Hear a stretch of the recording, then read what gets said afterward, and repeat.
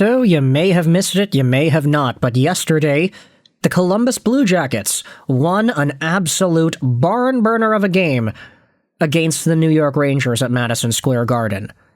Whoop-de-doo, how surprising is that? The Rangers lost a game at home. You see, this game was actually quite interesting because even though it was a 5-4 overtime victory for Columbus, they had themselves a stranglehold on this game early. Adam Fantilli, Kirill Marchenko, Monahan, and Matthew Olivier scored to make it 4-0 at the halfway mark of the game. Oh, here they go again. Another huge loss by New York in front of their hometown fans, right? But that's not what happened.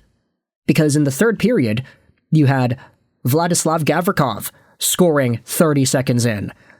You had Gabe Perreault taking advantage of a Denton Mateychuk turnover, making it 4-2. That was 24 seconds after the 4-1 goal.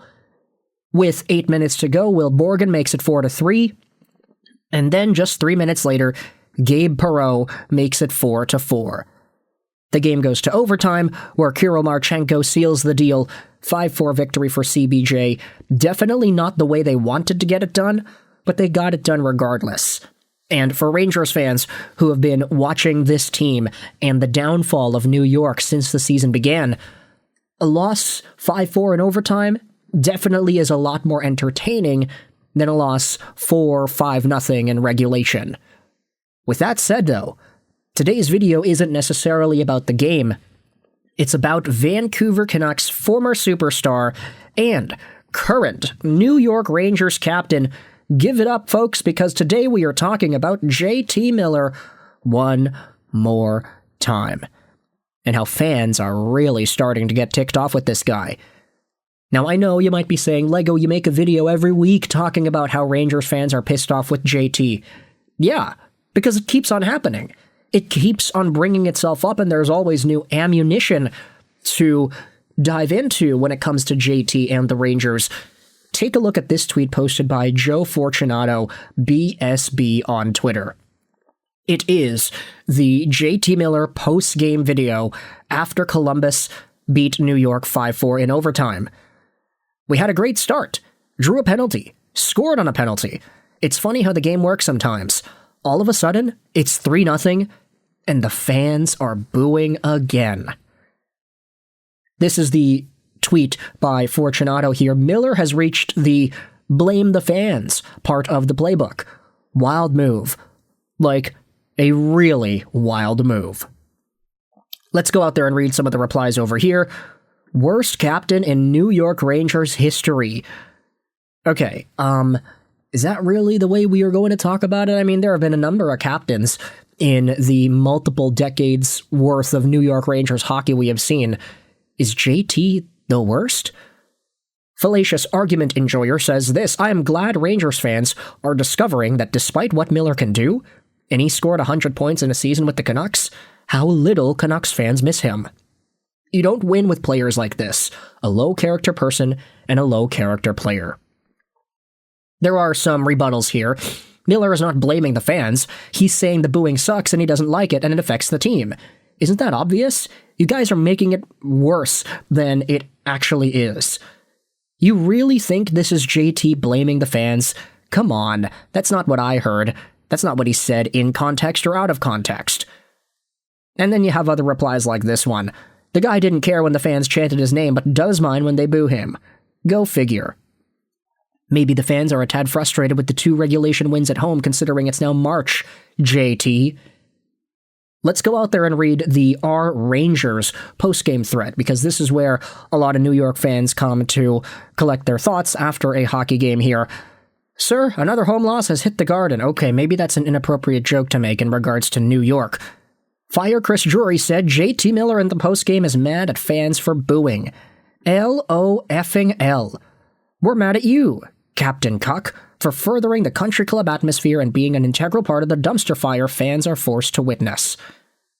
Now, JT Miller being linked to country club-like locker room vibes is not new.